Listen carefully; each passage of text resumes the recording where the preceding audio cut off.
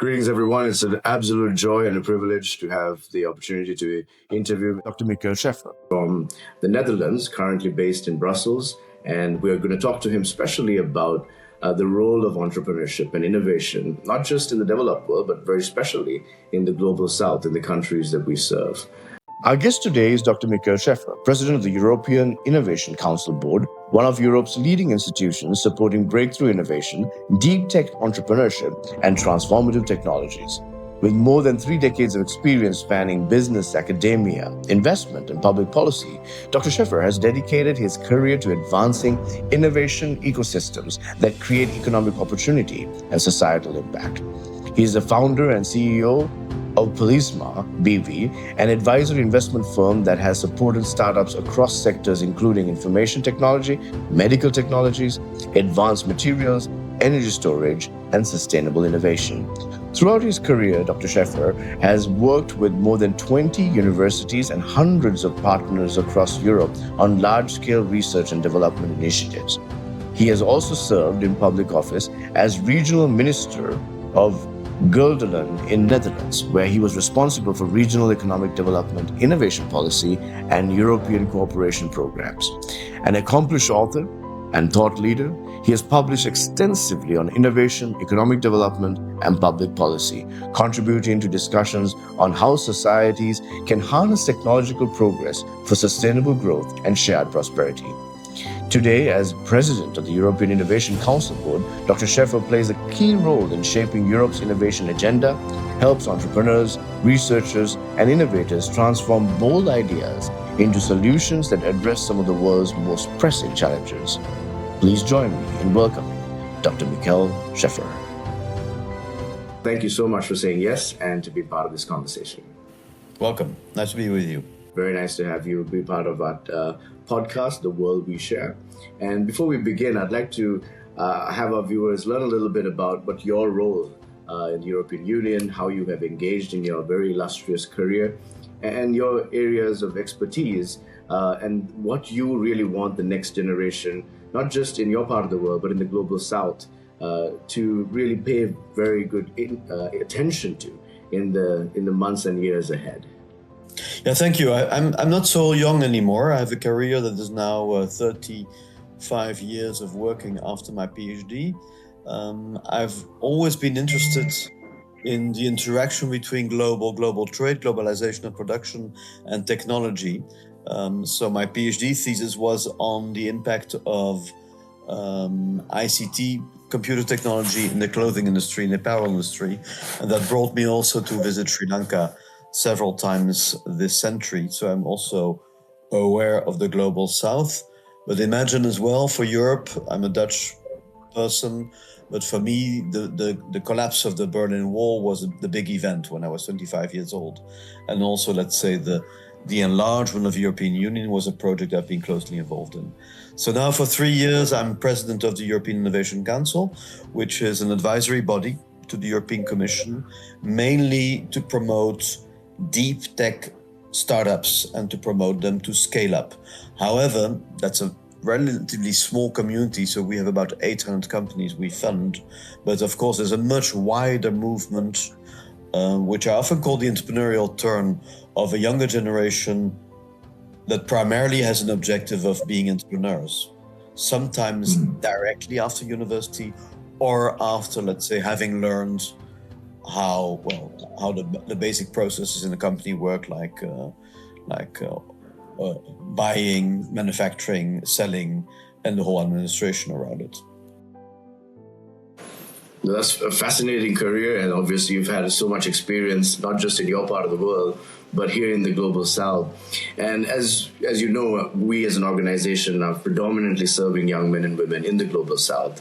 What are certain things that, given your experience and your insight in the global south as well, how would you encourage young people to upscale themselves in an ever-changing world, in order for them to integrate technology into their innovation or whatever businesses or their careers that they're looking to? How can they upscale themselves so that they're not left behind? One of the fears that we have in our part of the world is changing so fast. AI is changing so many things. Will the global south be left behind and cause many more decades of poverty and lack of opportunity for young people in this part of the world? How would you encourage and advise this generation? Well, it's important to see that the AI wave is a wave that comes on top of other needs, and needs we cover them by the SDGs. So hunger is not yet banned out. Poverty is still existing. Water quality is still highly uneven. Energy availability is still highly uneven in the world. So it's that AI comes on top of other challenges.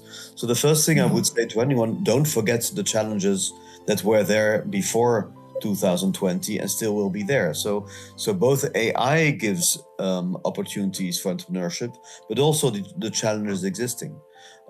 So I remember, for example, as an example, I've been working with one of my partners in India in developing packaging materials that extend the lifetime of food outside of a fridge.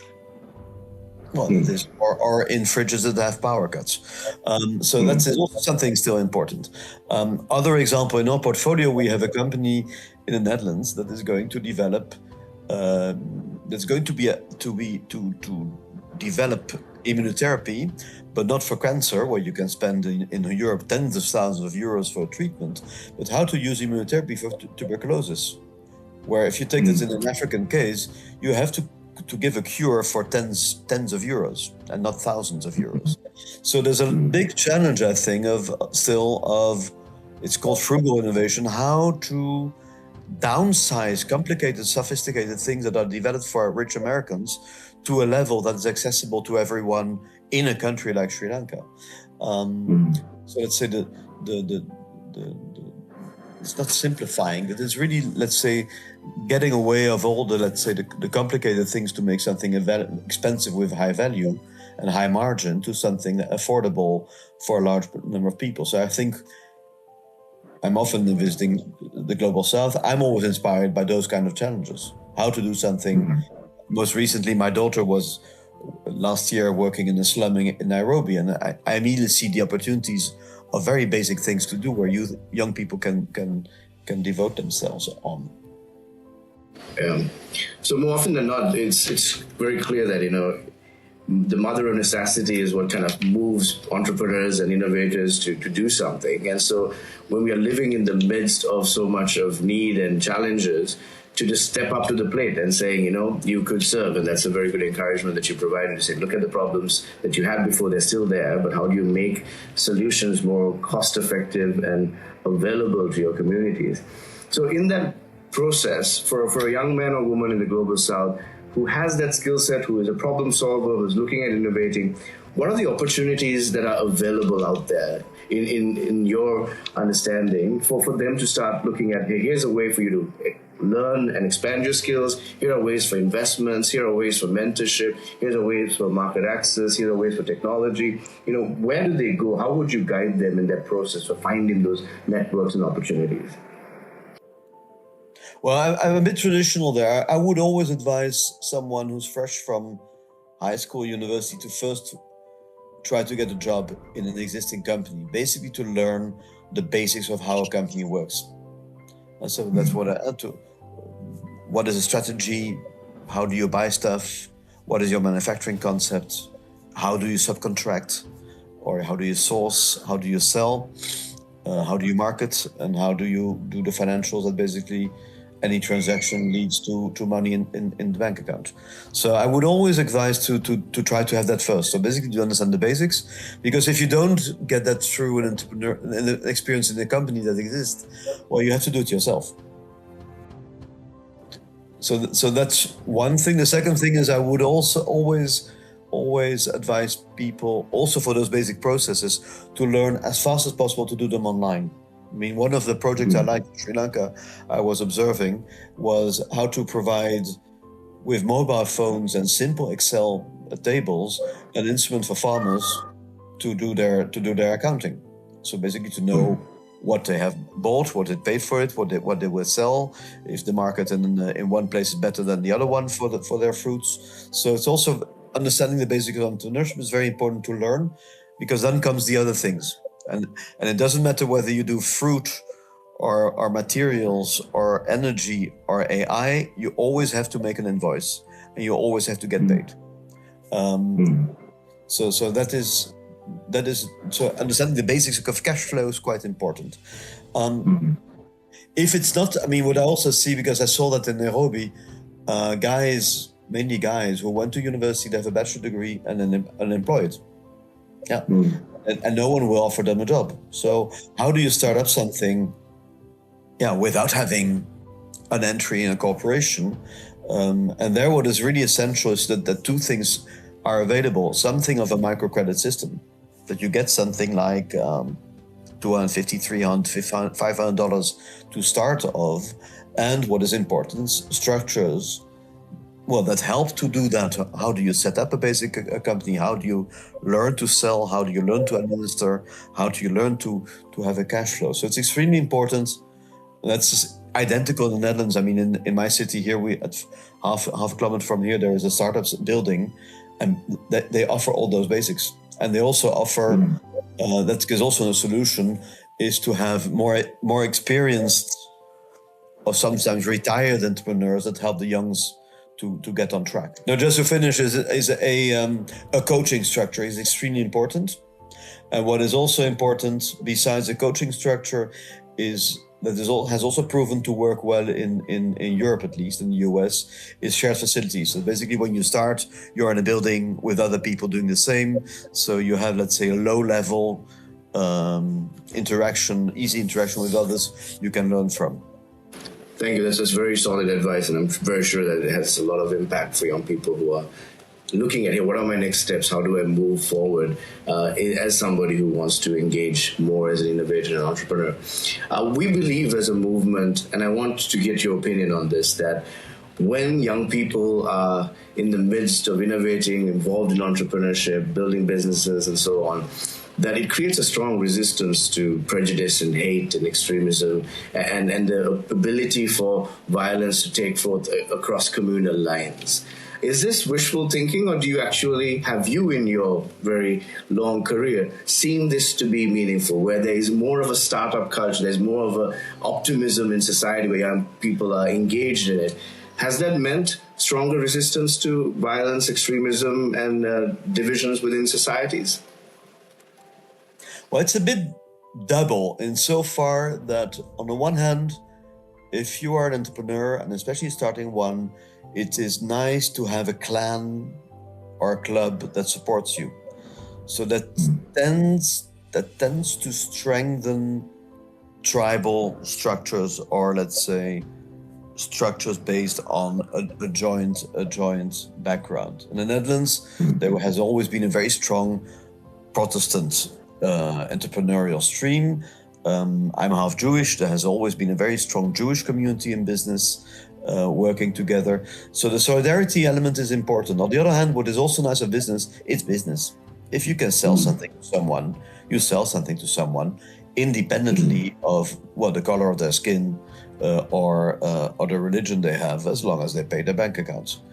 As long as they pay their invoices. So there's also something pragmatic. If you can do some business with someone, the pragmatism and the doing business is more important than anything else. So that also engages the ability.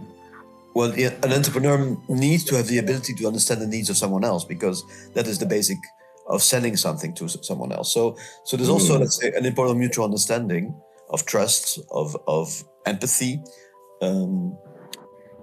and ultimately to pay the bills.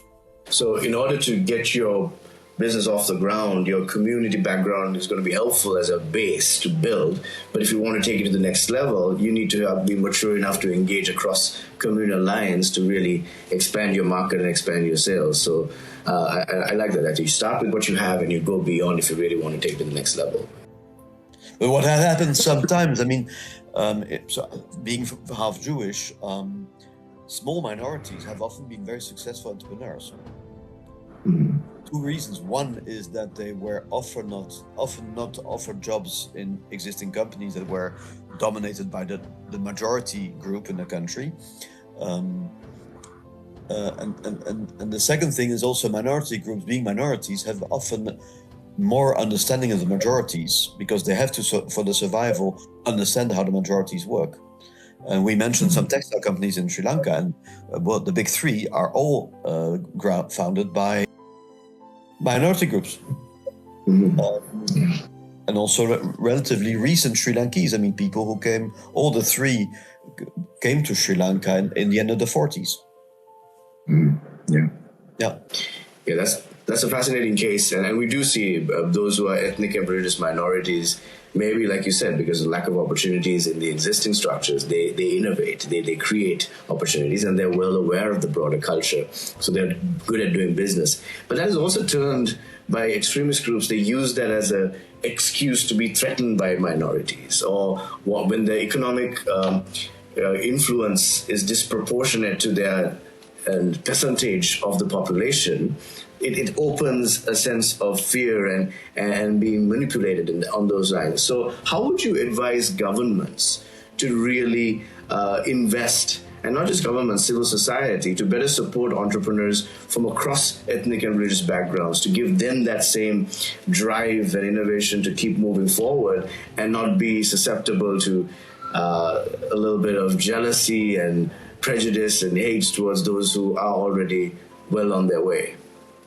To be a bit blunt on one side, being Dutch and having lived in Belgium, I'm very well aware of divisions in Belgium and the Netherlands.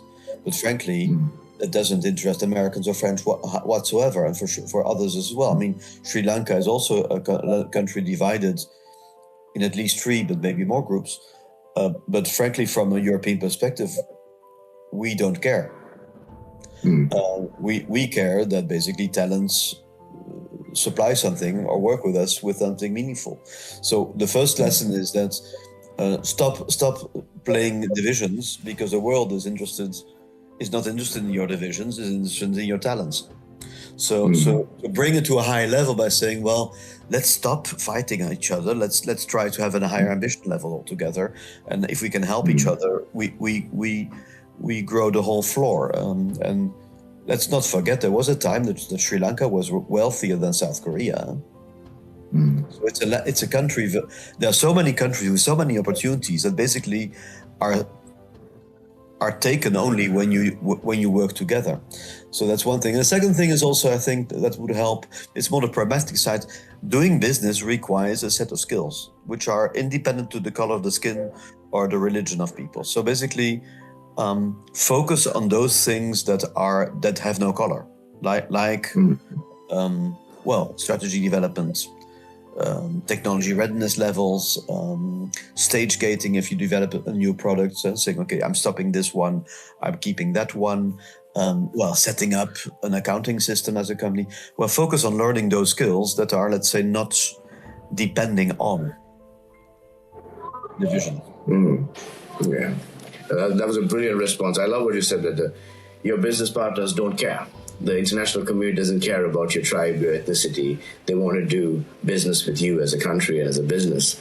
And more often than not, we're so obsessed about our ethnic, religious, or tribal identities that we forget that in the broader scheme of things, it matters very little in a global society. Yeah, that's very good advice. One of the big strengths of Sri Lanka is the very large share of the population that speaks well English. I mean, I remember going into factories and a line manager, so often a lady managing 20 operatives. A middle manager speaks English. You won't see that in China. You won't see that in Indonesia. So basically, the having English as a lingua franca is also an important asset. And the other thing, Sri Lanka being a small country, a lot of businesses will have to think internationally quite rapidly, either because they will require inputs from abroad or they have to sell abroad.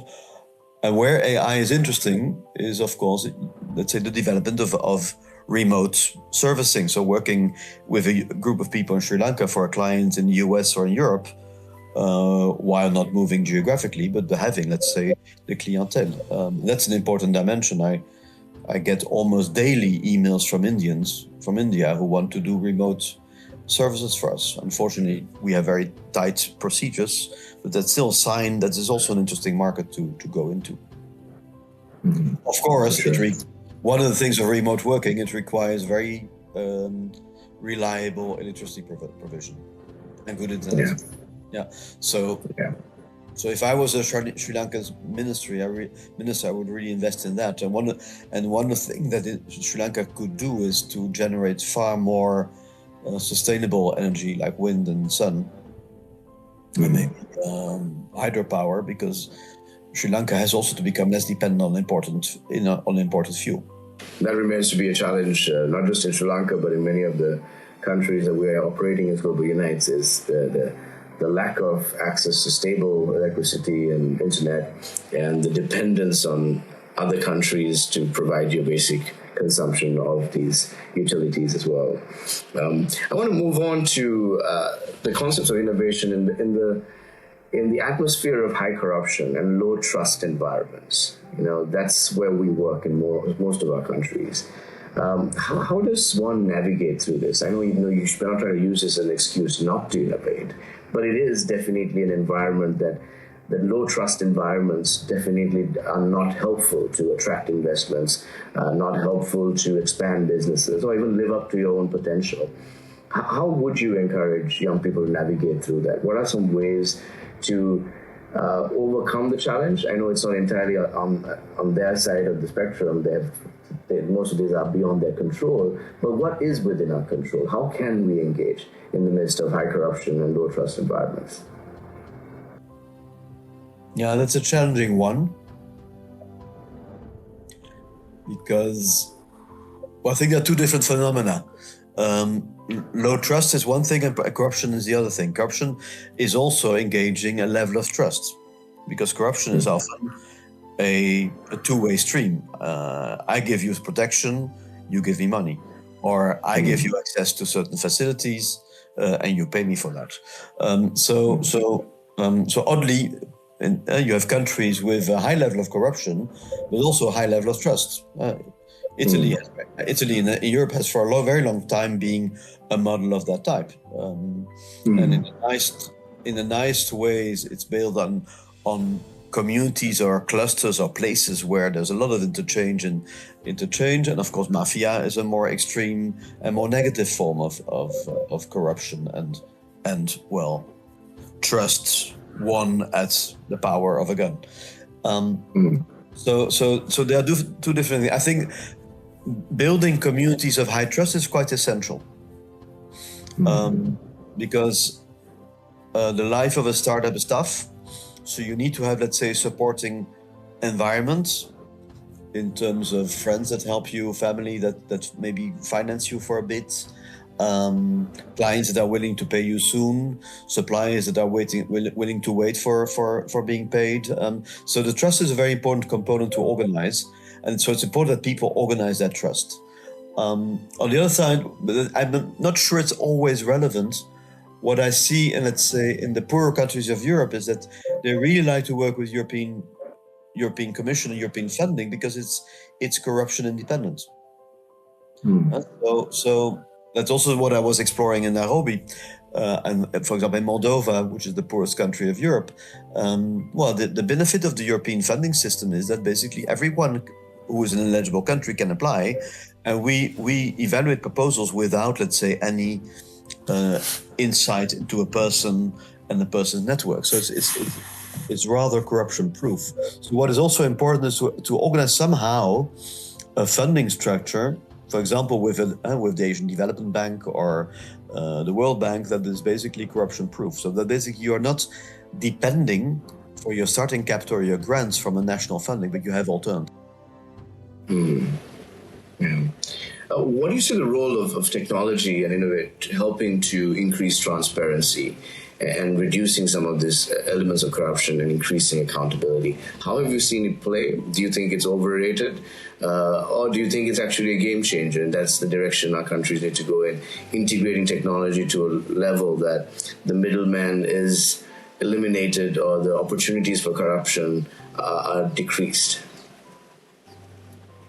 Yeah, what helps a lot, and that's something I did as a regional minister, but also as now as EIC, is that all the fundings we do are public. So there's a website, eicdatahub.eu, and you can see, everyone can see all the fundings we are doing.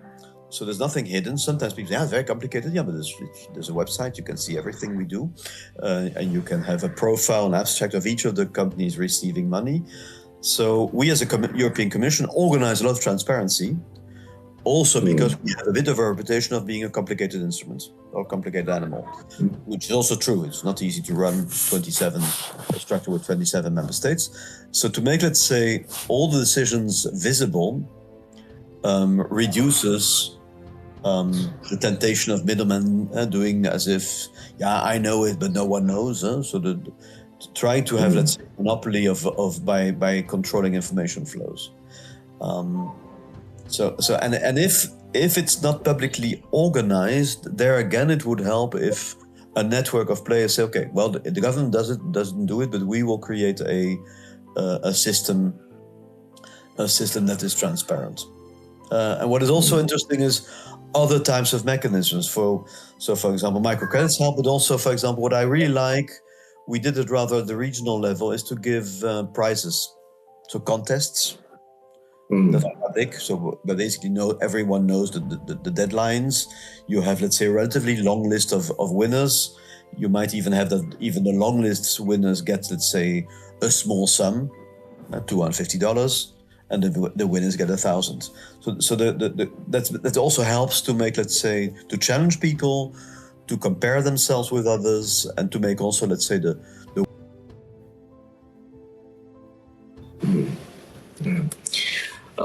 As you envision the years to come, what do you think Europe's role is in ethical innovation partnerships in our part of the world? How do you see, because one concern we see is that the world may be becoming more isolated, where countries are looking more inwardly. They have problems at home that they need to focus on, starting from America with this America First policy and attitude, and seems to be quietly followed by other nations as well, as we see an emergence of far-right movements and increase of xenophobia and all these things. How do you read into this? And will Europe still be an active partner in global realities that go beyond business? Will they be looking to invest in the global south in ways that go beyond business as usual, but also looking to create transformation on SDGs and things like that? How do you see it playing out in the years ahead? Sees emerging is that we see, let's say, all these conflicts and also nationalisms is in my perspective a reaction to the increased scarcities. So climate change is leading to more disastrous events, but also agriculture not being able to provide the same yields. So we are in a crisis, getting into a crisis system, and that basically gives a lot of people to reflect, to think, protect what we have. I think the US and China are the stronger. The US rather in a kind of withdrawing logic, and China in a more, let's say, dominating logic of trying to control. What we see very strongly at the European Union is, let's say, that a lot of medium-sized and small countries see, well, on our own we will never win. So let's join each other. I think Mark Carney in his Davos speech in January, and also now, Canada is one of the best examples of a country that realizes, well, they can no longer depend on their neighbor. It's their neighbor. Yes. And they need to ally with others. And for them, having a relatively legalistic social democratic structure, Europe is, let's say, for them a beacon and is a substantial potential partner. So we see an increase of partnerships with EU, with Canada, with Japan, South Korea, Australia, New Zealand. So that is one movement. The most recent one is that there is a negotiation open with India to increase the connection. For example, in science and technology and development. So I think what will happen is that a lot of countries will will still stick to a kind of multilateral model because it gives them more certainty and continuity than, let's say, being oppressed or pushed by the two large forces, US, China, and the obnoxious one, the Russians. And what is also the thing is whether that is for Sri Lanka something, but also in Southeast Asia, for example, whether the European model of regional alliances will be strengthened. So do Bangladesh, Sri Lanka, and Pakistan have something to say together and to bring in together in negotiating with India? And that could also be a model. The ASEAN countries are slightly further in that, but it is still not giving citizens and companies the level of legal certainty that the European Union gives. So that would also be an interesting thing to explore. Sri Lanka could play on two games. It could play the Southern Asian card, but it could also say, well, why not team up more with the ASEAN countries? Yeah. So it's definitely interesting times ahead, and the world order is seeing significant changes. And how do you see, obviously, with even development organizations and the nonprofit sector, like with USAID being closed, and we're also seeing, to a certain extent, even some European organizations are not as aggressively engaged as they were before, or maybe they're being inundated by the backlog at USAID, people coming in and asking them for help. Do you see the development sector will also see significant changes to come, or is it just a temporary issue connected to one regime in the US? Well, I'm afraid that it's quite a structural change. And I'm afraid also that somehow the development model with aid dominantly will move to a trade-based, investment-based instrumentarium with using equity and loans, financial instruments, and less, let's say, on the donation side, which is a problem because you still need non-for-profit organizations to organize the whole thing. And so individual investments can be done on a financial basis, but let's say organizing the civil society, the networks, that requires still, let's say, a donation-based model. Now, what I'm wondering as well is let's say in a country like, I'm a bit Dutch there again, I mean, Dutch citizens are donating relatively large sums to NGOs.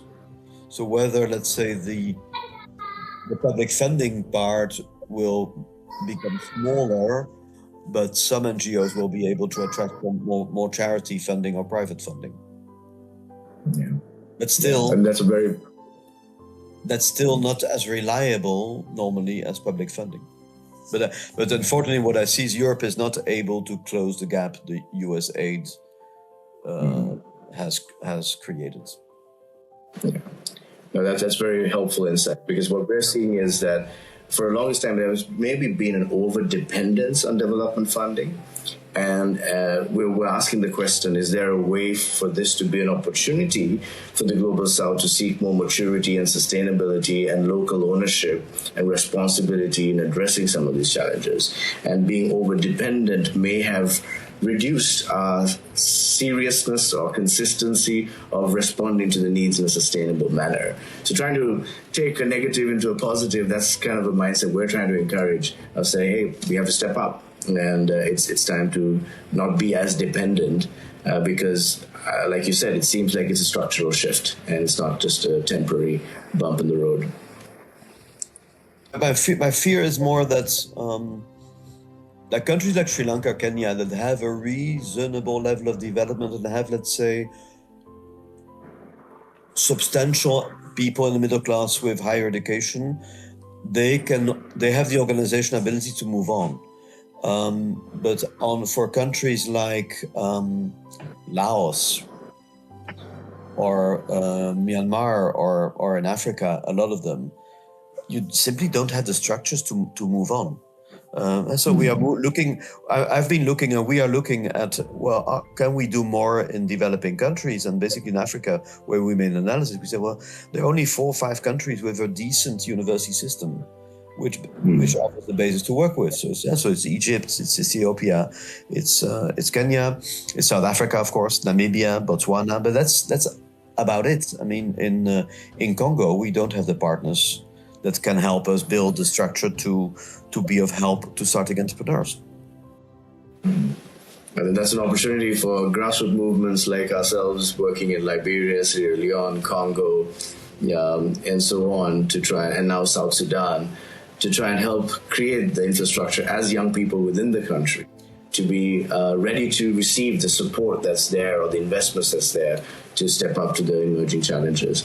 So in closing, it's been absolutely fascinating. Sorry, I would like to give you a compliment on that. That's quite important because for a very long time, the Global South has been seen as a lot of countries that have something, that have bilateral relationships with the North. And basically the South organizing itself and having transversal connections is an important one because, yeah, indeed, if you are active in Liberia, which is a difficult country, or in Congo, yeah, that's you can bring something there that Sri Lanka has already more or less mastered, but which there is not yet present. Yeah. It's been absolutely fascinating and inspiring talking to you. I've also just reading your profile and what you accomplished and what you continue to do.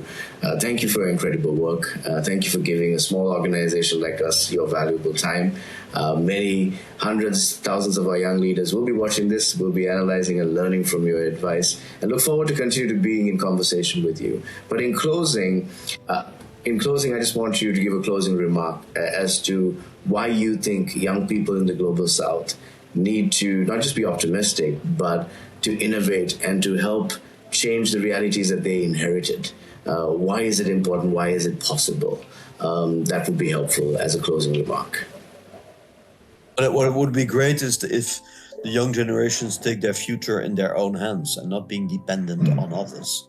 So if we can help that, if we can stimulate that, encourage it, but also support it, it would be a great movement for humanity if young people do that, because I feel a bit that my generation has let down the world and moved into a world of conflict, of climate change, and I think the young generation should take charge of the world and shape it for their own future and of their children. Well said. Thank you, sir. Thank you very much. That was Dr. Michiel Scheffer. Thank you so much for your time. And we look forward to continue to being in conversation with you in the months and years ahead. Thank you.